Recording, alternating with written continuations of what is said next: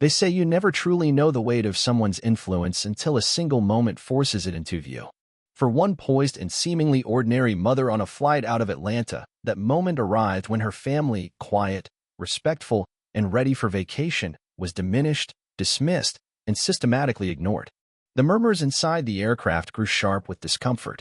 Passengers avoided eye contact, stewards and attendants grew more clipped in their tone, and a quiet tension spread like static in the pressurized air.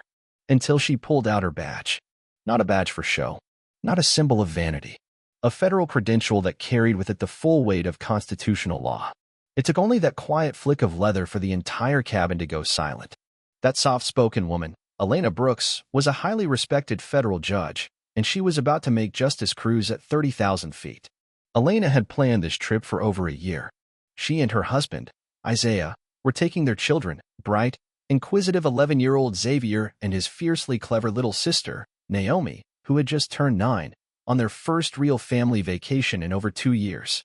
Between Elena's high-profile court calendar and Isaiah's university teaching load, time off was rare. Elena presided over major civil rights litigation, cases that made national news and shaped policy. Despite the weight of her work, she remained humble, focused, and deeply principled. To most strangers, she looked like a teacher or middle manager. She preferred it that way. Isaiah often joked, "She's got the gavel and the guts, argue with her at your own risk," always followed by a warm laugh and a squeeze of her hand. They were a team. Their family stood on trust, humor, and a mutual dedication to making the world more fair, both in the courtroom and at the dinner table. Living near downtown Atlanta, they were no strangers to the chaos of Hartsfield-Jackson. But today, there was joy in the air. Hawaiian shirts peeked from under jackets. Sandals clacked. And the scent of vacation clung to the terminal like sunblock and coconut. Their Delta flight to Honolulu was not first class, but they'd splurged on Comfort Plus seating.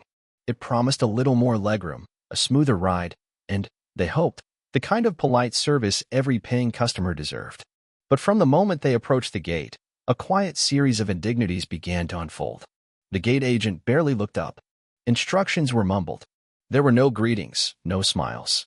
Elena noticed how the couple ahead of them, a white pair in their 50s, received a joke about the luau and a warm wish for safe travels. She made a mental note but said nothing. Not yet.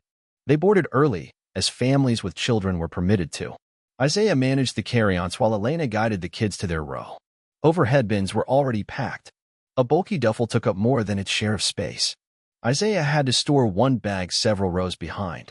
Naomi leaned toward her mother, whispering, "Why's everyone acting strange?" Elena smiled softly. "We're all just tired, sweetie.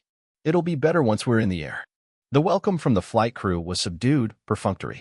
One tall attendant, sharp uniform, colder eyes, greeted the man in front of them with charm and cheer. When she turned to the Brooks family, the warmth evaporated. A curt nod. No words. They took their seats. The cabin was warm, unusually warm. Xavier tugged at his collar. Naomi wiped sweat from her forehead. Elena reached for the air nozzle overhead. Nothing. Just a slow exhale of heat. She pressed the call button. No one came. 10 minutes passed. Another press. Still nothing. Meanwhile, passengers around them began complaining about the heat. Some fanned themselves. A few used menus as makeshift fans. When an older flight attendant, name badge reading David, passed by, Elena gently flagged him down. "Excuse me," she said with calm clarity. "It's very warm back here. My children are uncomfortable. Could we please get some water or an update on the ventilation?" David offered a stiff, tight-lipped smile. "We're about to push back, ma'am. The AC kicks in once we're airborne. Please be patient." Then he turned and walked away, only to stop one row behind, where a white passenger requested a glass of cold apple juice. He fetched it immediately. Xavier leaned close. "Mom, is it because we're black?" Elena's heart cracked just a little. "We can't assume, but we can pay attention, and we'll handle it." Once airborne, she tried to shake it off. The beach was coming. They'd relax. This would be a story they'd laugh about someday. Maybe. But then came the beverage cart. 2 attendants, one of them the cold-eyed woman from boarding, her name tag reading Cheryl, rolled the cart down the aisle, offering drinks and small snacks. They poured sodas and passed pretzels with practiced ease. Until they reached row 19. They skipped the Brooks family. Isaiah cleared his throat. "Excuse me, we haven't been served." Cheryl turned, raised a brow, and let out a sigh. Apologies. Must have missed you. She filled 2 plastic cups with lukewarm water. Barely half full. No apologies. No smiles. Elena asked politely, could I please have a ginger ale? Cheryl turned to her colleague. Do we have any ginger ale for 19? She barked, then rolled away before an answer could be given. The younger attendant, a man named Miguel, quietly handed Elena a can. Let me know if you need anything else, he whispered, eyes darting around. By now, Elena was documenting everything. Times, names, actions, words. Then came the meal service. Pasta or chicken was the general offering. Cheryl and David distributed trays row by row. They skipped row 19 again. Elena raised her voice slightly. We haven't received meals. David glanced at Cheryl. She shrugged. We're out of chicken, Cheryl said sharply. Pasta's all we've got left. She dropped 4 trays on their tables without waiting for a response. Later, a white passenger across the aisle complained about the chicken being dry. Cheryl, suddenly gracious, offered her a fresh tray from the cart. Elena's hands tightened around her tray. She had spent her career confronting injustice in the courtroom. But this wasn't a courtroom. This was her children's vacation. This was real life.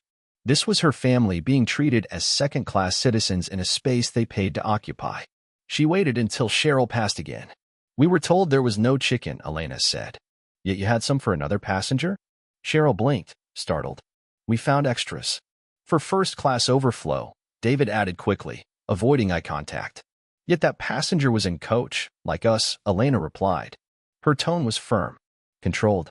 She wasn't here to make a scene, but she also wasn't here to be silent.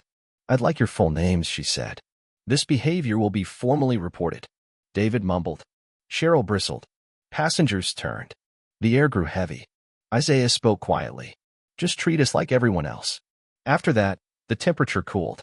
Not the cabin air, but the behavior. Begrudging respect filtered into Cheryl's movements. She asked if the children needed anything else before landing. She offered napkins. She smiled barely. An hour before touchdown, a medical emergency broke out. A passenger 2 rows up clutched his chest. His wife cried out. The flight crew scrambled. The same Cheryl who had earlier dismissed Elena's family was now handing out oxygen masks and panic-filled instructions. A nurse on board took over.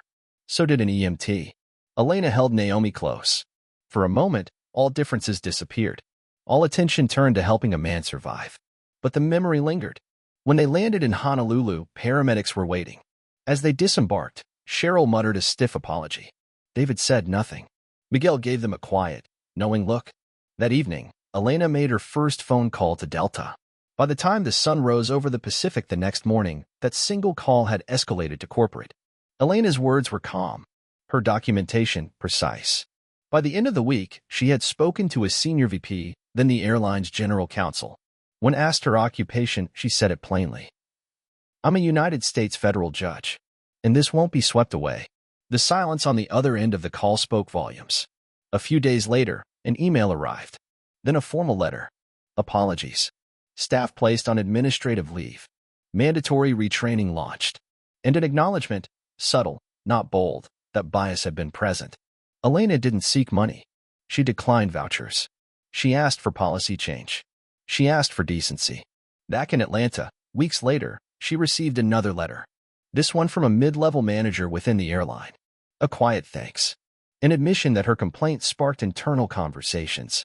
A plan to train staff more meaningfully. One woman, one flight, one quiet batch. But the ripples had started, and Elena Brooks would be watching to see if they reached the shore.